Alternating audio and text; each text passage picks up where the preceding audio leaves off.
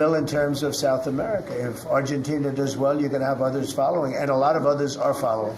You have countries in South America that 2 years ago would have never even been thought of to go as democracies or as just countries that want to do fair and balanced trading.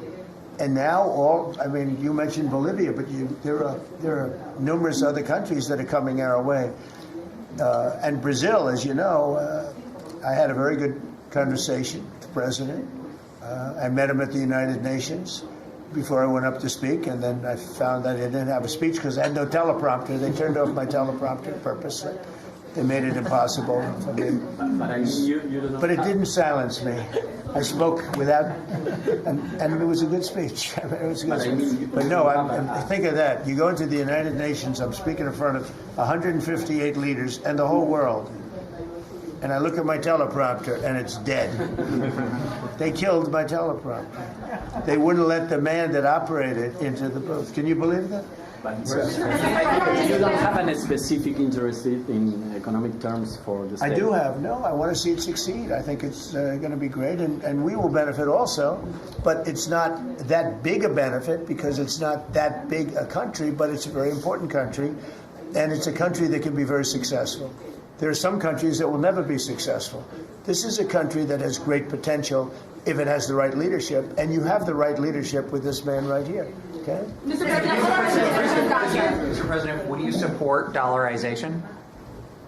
I would say that I'll leave that up to my my economic people, but I like the dollar. I'm very strong on the dollar.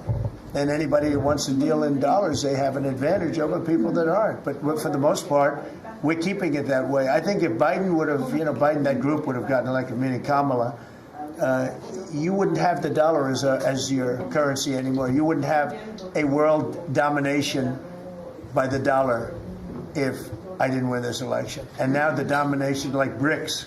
I told anybody who wants to be in BRICS, that's fine, but we're going to put tariffs on your nation. Everybody dropped out. They're all dropping out of BRICS.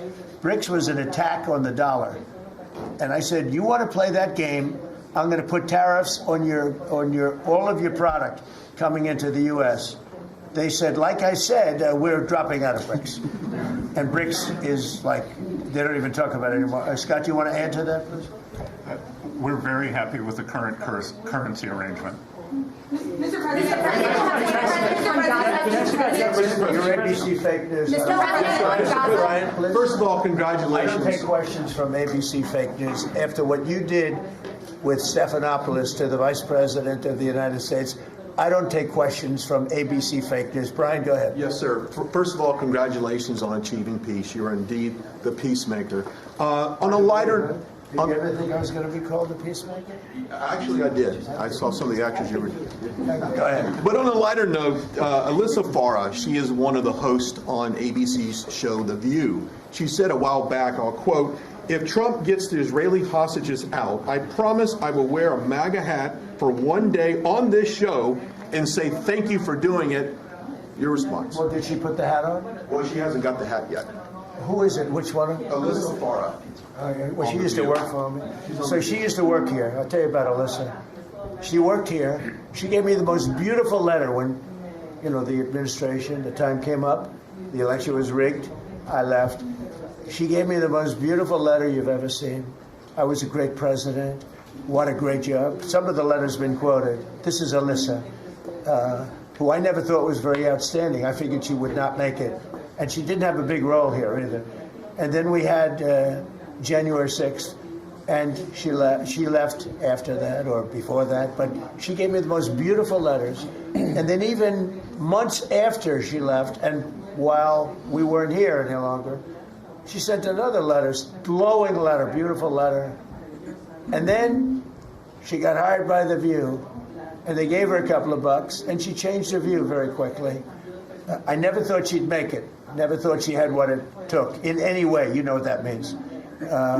But she's on The View. But it just shows what a fraud The View is, because this woman gave me letters and statements. She said I was the greatest president in her lifetime. Now, she's not that old, so I didn't consider it a great compliment, but I've had better. Can we send her a hat? Well, recently I've had the greatest president of them all. I like that much better. Mr. President. Does that include Washington and Lincoln? Yes, sir, it does. I said, I like that person. So I think she's a total, I think she's a joke. Mr. President, on Gaza, how long will it take Hamas to disarm, and can you guarantee that is going to happen? Well, they're going to disarm, and because they said they were going to disarm. And if they don't disarm, we will disarm them. How will you do that? I don't have to explain that to you. But if they don't disarm, we will disarm them. They know I'm not playing games. Okay? Now, we did something monumental. We got the hostages back. That was the first thing we had to do. Above all else, get the hostages back. Now, they misrepresented because we were told they had 26, 24 of dead hostages, if we can use those terms. And it seems as though they don't have that because we're talking about a much lesser number. But that's a very tough subject. I want them back. That's what they said. I want them back. Also, they said they were going to disarm.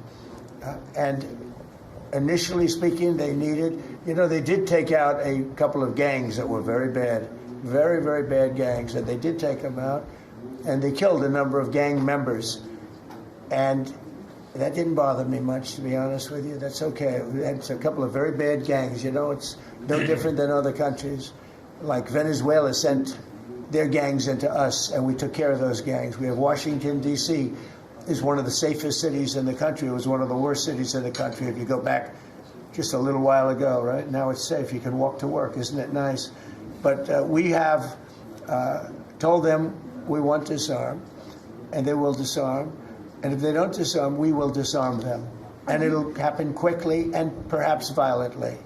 But they will disarm. Do you understand me? Yes. You say because quickly. everyone says, oh, well, they won't disarm. They will disarm. And I spoke to Hamas, and I said, you're going to disarm, right? Yes, sir, we're going to disarm. That's what they told me.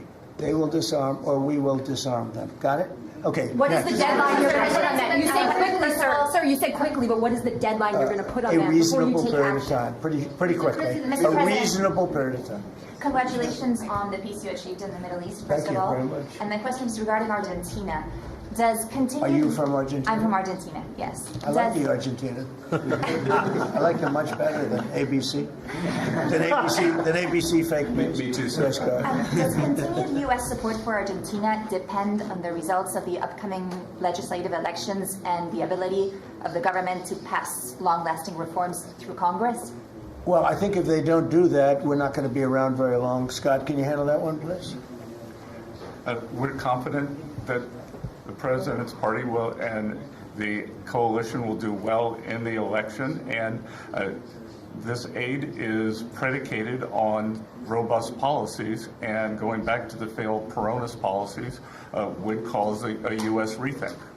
Thank you very much. It's a great question. It's a little like New York. You're reading in Argentina about New York. We have a problem. We have a communist who's 33 years old, doesn't know a damn thing. Practically, he's never worked a day in his life. And he sort of caught on, right? And I'm not going to send a lot of money to New York. I don't have to. The money comes all through the White House. And if they're going to be sending us stupid policies, communist policies, which is proven for thousands of years doesn't work. We don't have to prove it again. We're not going to ruin one of our great cities because we'll make that great. We will clean up the crime in about 30 days. Took 12 days to do Washington, D.C., so New York is bigger. And Chicago, we've already made a lot of progress despite fighting from the government, but Chicago's doing great. Memphis is doing really great. We have great support there from the political leaders. They said, please come in and clean up crime. And we love it. We've in 1 week, Memphis is so good. It's so much better. We'll have it within a month. We'll have that into a safe city again. And all of these cities, we want to clean them up. We don't like that opposition. But if somebody's going to be a communist mayor of New York, it's a fluke if he gets in. There are a lot of failed people that he's running against. We have failed, inferior candidates or something, because it's impossible to think that New York City can have a communist mayor. He's a communist. He's not a socialist, by the way. There's a big difference. He's a communist. He's down and dirty. He's a communist. He hates police. He wants to get rid of all police. How can a policeman? He hates Jewish people, and yet he's got Jewish people supporting him. He hates Jewish people. So it comes through the White House. The funding for New York and for every place comes through the White House. And I'm very generous, and I was always very generous with New York, even when you had opposition there, but I was always very generous. But I wouldn't be generous to a communist, a guy that's going to take the money and throw it out the window, because you're talking about hundreds of billions of dollars. And we're not going to let somebody get into office and squander the taxpayer money from this country. We're not going to let it happen. So it's a little bit like that with, if you take a look at Argentina, if the president doesn't win, I know the person that he'd be running against, I believe, probably. We probably have the person. A person is extremely far left and a philosophy that got Argentina into this problem in the first place. So we would not be generous with Argentina if that happened. If he loses, we are not going to be generous with Argentina. Mr. President, you talk about Argentina and important in the Latin America. What is your plan for Venezuela? But is the terrorism, the narco-terrorism in the President Maduro? What is your plan about it? Venezuela's done a couple of things very badly. Number one, we get drugs and all of that. But we get something in a way worse, because they're a big purveyor of drugs, but we have worse. What they do very well is they send their criminals into the United States, and they send Tren de Aragua, that you know very well. You're from Venezuela, I assume. And they send them in by the thousands, literally. And these are the worst of all. And they empty their prisons into the United States. They empty their mental institutions into the United States. And because we had a president who's low IQ, he didn't realize what was going on. And the people that are high IQ that surround him, but they happen to be lunatics, radical left, they're highly intelligent, radical left lunatics, okay? So in a way, that's worse than having a guy like Biden. But they ran the show. You heard about the AutoPen. The person that really operated the AutoPen, but it was really the people that told the person that operated the AutoPen what to do. Those are the people that really were president, okay? So we're not going to stand for it in this country. And by the way, that AutoPen thing is under serious investigation. Just this, I don't think you care, because you're from Argentina, you couldn't care less about that. But I just want to say, because I do the weave, you know, the weave, cover a lot of different subjects. But the people that are involved in that AutoPen scam, because he barely signed anything. I mean, this guy, I don't know how you can be president. He barely signed it. But the only thing we can find for sure is that he signed Hunter's pardon, his pardon. Hunter's pardon. I like that. That's a combination. So we're going to work very much with the president. We think he's going to win. He should win. And if he does win, we're going to be very helpful. And if he doesn't win, we're not going to waste our time, because you have somebody whose philosophy has no chance of making Argentina great again. What's your advice for Milei? Steve, go ahead. Steve. What's your advice for President Milei? Just to check something, you said Hamas assured you that they would disarm. Was that a direct conversation or through Mr. Witkoff? Or? Through my people. Okay. At the highest level. What's your advice? And it was meant for him. What's your advice for President Milei and Argentina as a political leader? My advice is to hold strong to his principles, because he's right, and he's proving that he was right. He's got one problem. He's got people that are giving him tremendously bad press, even though they know it's wrong. He's got to hold true to his principles, because he's going to win. He's going to win. He's doing the right thing. Everybody knows he's doing the right thing, but you have a radical left sick culture that's a very dangerous group of people, and they're trying to make him look bad. I believe he's going to win out. We're going to right with China? Well, you have to be careful with China. Everybody deals with China. They have to deal with us too. We have to be careful with China. Look, I have a great relationship with President Xi, but sometimes it gets testy, because China likes to take advantage of people, and they can't take advantage of us. But we have a fair relationship with China, and I think it'll be fine. And if it's not, that's okay too. You have to do and go where the punches are thrown. You got to put up the blocks. We have a lot of punches being thrown, and we've been very successful. Look, we have the most success. I think we're the most successful we've ever been as a country. We have now close, I've been saying 17, we have, I think, close to, or maybe even exceeding $18 trillion going to be invested in the United States. That's more money than ever invested in any country before. Even countries with much bigger populations like India or like China. Nobody's ever had $18 trillion invested in the country. We have, and that's because of November 5th election, because I won. Oh, if she won, you'd be negative. You'd have people getting out of the country. This country would have been in a major depression. If she won, we would have been 1929.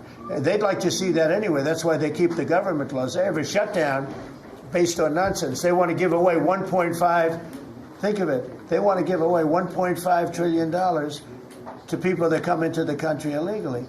And as you know, the borders now are closed.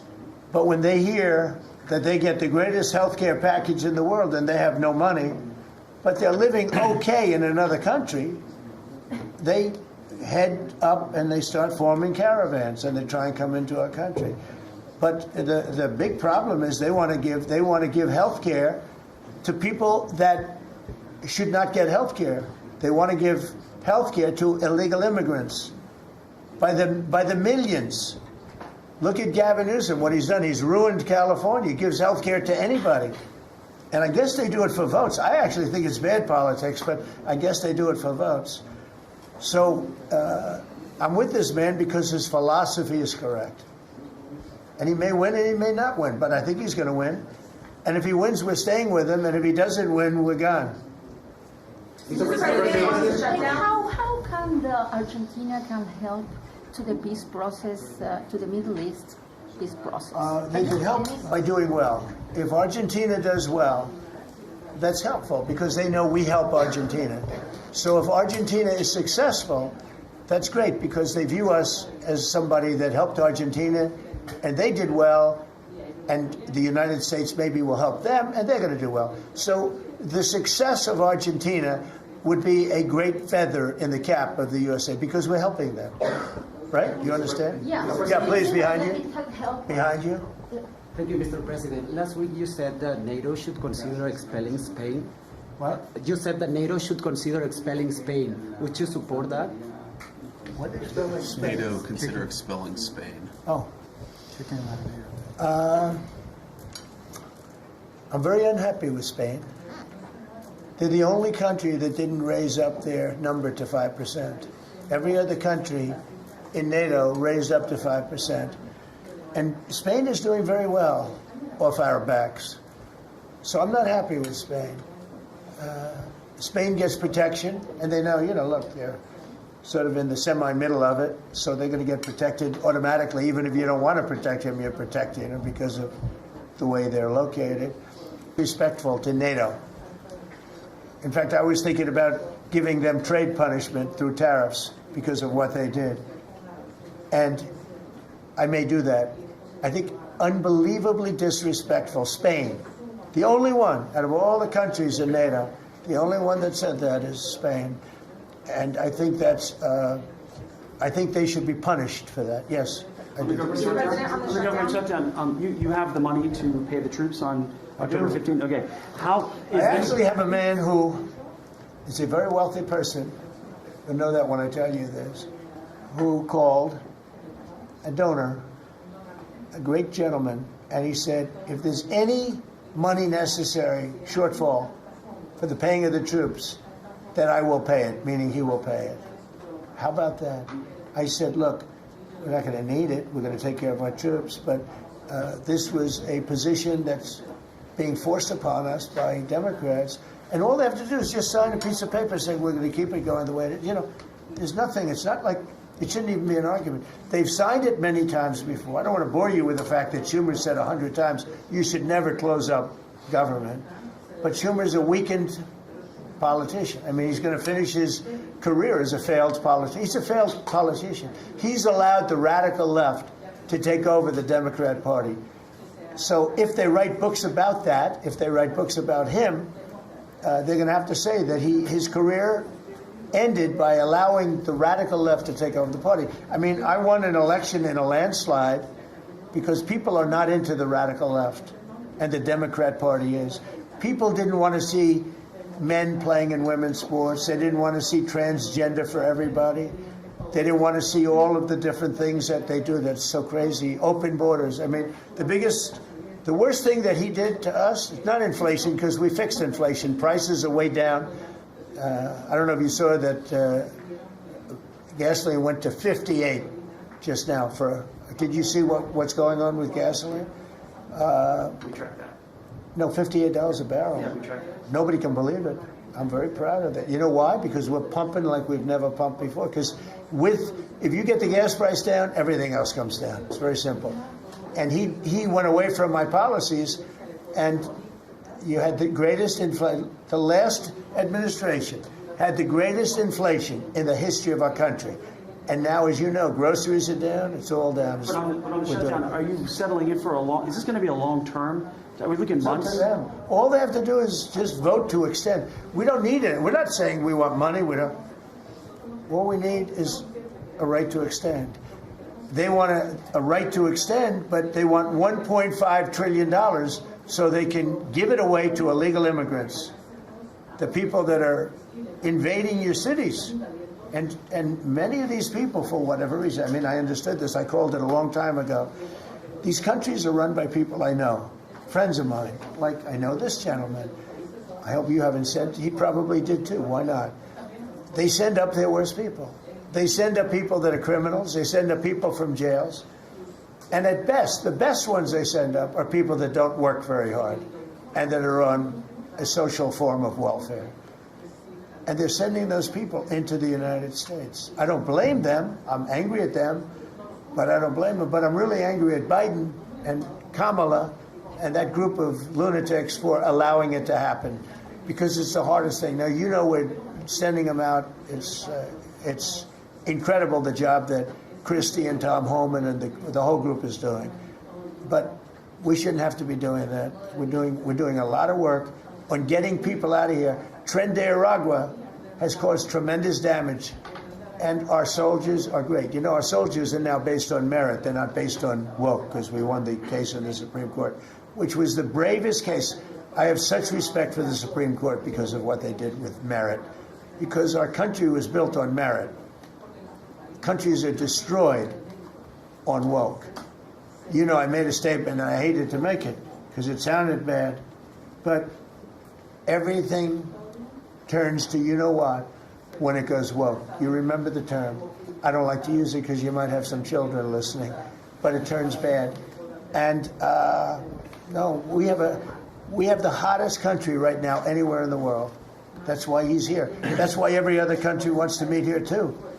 But we only have so many hours in the day and days in the week.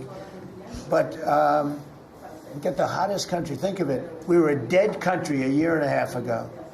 And now we have the hottest country anywhere in the world. It's pretty good. Did a good job. Okay, any other questions? Would you like to visit Argentina? Would you like to visit Argentina soon? There is an invitation for that. What does that mean?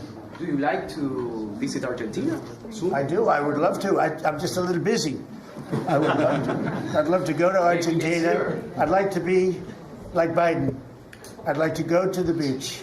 You know, my legs are not quite as thin as his. My legs are slightly heavier. My arms are slightly larger. My body is a little bit larger than his. I'm not sure it would be appreciated on the beach, but I'm not going to take a chance. You won't see me in a bathing suit. You won't see in a bathing suit sitting on a beach in Argentina, falling down, not being able to lift a 3-ounce chair, meant for old people to lift, and he couldn't lift it, so we had a problem. He spent too much time on the beach. Somebody told him that he looked good in a bathing suit. And you'd see this guy on the beach all the time. I never quite understood it. Steve, go ahead. Could you preview your meeting with Ukraine President Zelensky on Friday? You expect to talk about weapons? Is there going to be a package? Interesting meeting going on. Look, I'm very disappointed because Vladimir and I had a very good relationship. Probably still do. I don't know why he continues with this war. This war has been so bad for him. He's going into 4 years of a war that should have he should have won that war in 1 week. He's now going to soon be into his 4th year. He's lost 1.5 million soldiers, probably, close. Certainly in terms of wounded and no legs and no arms and all the things that happen in horrible wars. It's a horrible war. That's the biggest thing that's happened since World War II in terms of death. It's bigger than any of them. I settled 8 of them. The biggest is that in terms of death. Incredible. I think India, Pakistan had great potential too.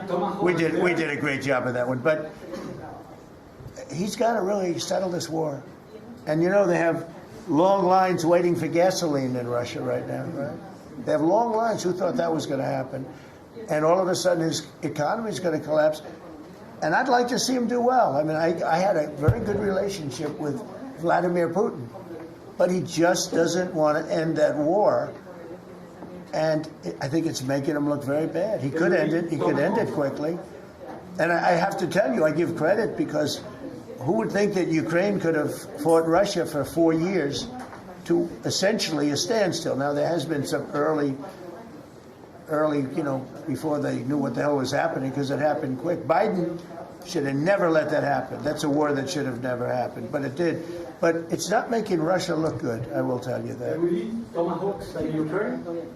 We'll be talking about Ukraine, yeah. I mean, I have the president coming in on Friday, and I know what he has to say. He wants weapons. He would like to have tomahawks. Everyone else wants tomahawks. And we have a lot of tomahawks. Tomahawk is do you need any tomahawks in Argentina? You can cross Moscow, tomahawks. You need them for your opposition, I guess, because see, in this country, they'd use tomahawks for the opposition. I don't do that. I'm much nicer. The Democrats would use them if they had the chance. They're sick people. Go ahead. President, are you worried that this plan with Argentina can fail? Anything can fail. Anything can fail. You never know. That's why I say Putin should do something about the war, because so far, I mean, it's turned out to be very bad for him. But anything can. So this plan can fail. Sure, it can fail, but it's got a better chance. I would say, Scott, it's got a better chance of success than failure. And if it's successful, it's an unbelievable success. It can transform your country into greatness. It's got a great chance. We'd like to give it a chance. Anything can fail, but we'd like to give it a chance. And we think, because he's made so much progress. I mean, the work that he's done over the last 4 years is incredible. And it would be a shame to lose that progress. He's very close to having a big success. Mr. President, will you consider removing new restrictions on the press that report at the Pentagon? And have you spoken to Secretary Hegseth about this? I have, yeah. Well, he's finding, I think I can speak for him. I'll let him speak for himself, but I think he finds the press to be very disruptive in terms of world peace and maybe security for our nation. Press is very dishonest. Not you, but the press is very dishonest. Do you have something to say? Well, I very much appreciate the question, because it was interesting to watch. We had a chance to go along on the historic trip of Middle East peace, which our generation of veterans never dreamed would be possible. So you would think that the Pentagon press corps, of all press corps, would be front and center across the board on wanting to give credit to the president for forging this kind of peace, and instead what they want to talk about is a policy about them, which simply says maybe the policy should look like the White House or other military installations where you have to wear a badge that identifies that you're press, or you can't just roam anywhere you want. It used to be, Mr. President, the press could go anywhere, pretty much anywhere in the Pentagon, the most classified area in the world. Or also that if they sign on to the credentialing, they're not going to try to get soldiers to break the law by giving them classified information. So it's common sense stuff, Mr. President. We're trying to make sure national security is respected, and we're proud of the policy. You know, we have an option here. As you know, the press years ago moved into the White House. It used to be across the street. We could move them. You're lucky I'm president, because we could move them very easily across the street. They used to be there. They would have more room. We have a beautiful, nice space. You can sit all by yourselves and have fun. Instead, you walk around the White House talking to anybody that can breathe. And, you know, but I find that when it comes to war, and now our great Department of War, we have some great people over there, I think it bothers me to have soldiers and even, you know, high-ranking generals walking around with you guys on their sleeve, asking them, because they can make a mistake, and a mistake can be tragic. They can do it innocently, too. They can, you know, and they're not press people. They don't really deal with the press, so they're not really necessarily good at it, although I think it's mostly instinctual one way or the other. You're either good at things or you're not. But I could see you being bothered by that. And so you have them in an area and you treat them fairly, but they're not allowed to go into Much like the somebody's office and sit with them for 10 hours. Yes, sir. Yeah, I can understand. Boston had some street takeovers that we saw. Are you going to work with or try and work with the mayor of Boston? And then they have a World Cup. They have several World Cup games. I know Argentina knows about World Cups. They have several World Cup games. Could those games move to cities that do work with you? We could take them away. I love the people of Boston. I know the games are sold out. But your mayor is not good. They're worse than her. At least she's intelligent. You know, some are extremely low IQ. Those bother me more. She's intelligent, but she's radical left. And they're taking over parts of Boston. That's a pretty big statement, right? We could get them back in about 2 seconds. All she has to do is call us. We'll go in and take them back. But she's afraid to because she thinks it's bad politically. She could take them back, too. The Boston police are great. I mean, I know them. They love me. She'll never tell them to go after Trump because they love me and I love them. And I got a tremendous police vote and military vote, you know, and fireman vote, all of them. No, I think she is hurting Boston. The answer is yes. If somebody is doing a bad job, and if I feel there's unsafe conditions, I would call Johnny, the head of FIFA, who's phenomenal, and I would say, let's move it to another location. And he would do that. He wouldn't love to do it, but he'd do it. Very easily he'd do it. And this is the right time to do it. If I thought Boston was doing something that was going to cause safety conditions for the World Cup, I could say the same thing for the Olympics because we have events that are in different locations for the Olympics. It's based in LA. If I thought LA was not going to be prepared properly, I would move it to another location if I had to. On that one, I'd probably have to get a different kind of a permission, but we would do that. Gavin Newsom, he's got to get his act together because had we not gone in at the beginning of my term, had we not gone in with a very strong, powerful force, they would have lost L.A. Now, you already lost 25,000 houses to fires. You got a big scar right in the middle of the city. And that should have never happened because they should have had the water flowing in from the Pacific Northwest. All they had to do is open up the valves. He didn't want to do it. And he didn't want to do it. He says for environmental reasons. I don't believe that. But, for some reason, he didn't want to do it. Lost 25,000. You had no water in the fire pumps. You had no water in the sprinkler systems in the ceilings. There were no houses. Normally, the things would go in. You might not have lost. You might not have lost 2 houses. So if he doesn't play ball, we're going to have to be very tough with him. He's done a bad job.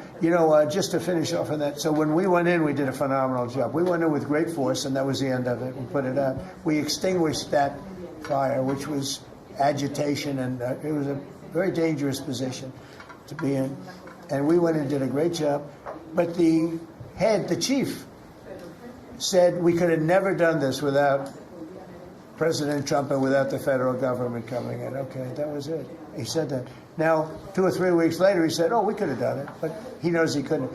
The city was going to be taken over if I didn't go in. And you have to remember that. Los Angeles was going to be taken over. And we have it where the chief said it, I believe, numerous times. But that was as it was happening. That was a rough one. That was nasty. And if we saw a situation like that, we'd be forced to make a move. Boston better clean up their act. That's all I can say. Go ahead. One more question. Mr. President. Yeah, please. Do you feel any urgency to end the shutdown in the next week, 2 weeks, or would you be fine if this stretches into November and then toward the holidays with folks not getting paid? Well, shutdown, we've had many, many shutdowns. And this is a shutdown that shouldn't have happened. A group of people brilliantly decided to make it after the election. I said, thank you very much. In other words, give it to Trump instead of Biden. So it shouldn't happen. And likewise, debt ceiling shouldn't have. But the great big, beautiful bill solved the debt ceiling problem for Is there a point where you would reach out to all parties? Here's what's happening on the shutdown, though. Honestly, can I put it in plain words for you? And you're a smart guy, so you all understand. But a lot of people don't. The Democrats are getting killed on the shutdown because we're closing up programs that are Democrat programs that we were opposed to. So we're being able, and they're never going to come back in many cases. So we're being able to do things that we were unable to do before. So we're closing up programs that are Democrat programs that we wanted to close up or that we never wanted to happen, and now we're closing them up. And we're not going to let them come back. The Democrats are getting killed. And we're going to have a list of them on Friday, closing up some of the most egregious, socialist, semi-communist, probably not full communist, we're saving that for New York, but semi-communist programs, and we're closing them up. We're not closing up Republican programs because we think they work. So the Democrats are getting killed, but they're not telling the people about that. I say it, nobody, well, I haven't said it probably as bluntly as I just said it, but so we are closing up Democrat programs that we think that we disagree with, and they're never going to open again. Thank you very much. Thank you, everybody.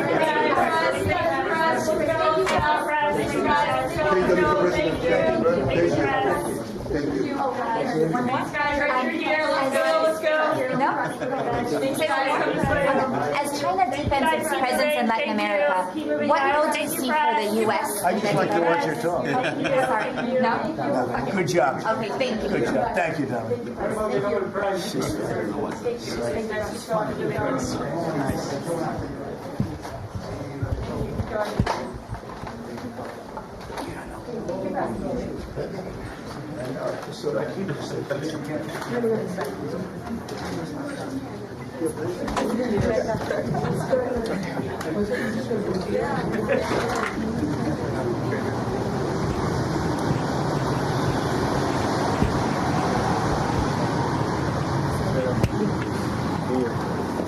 Here.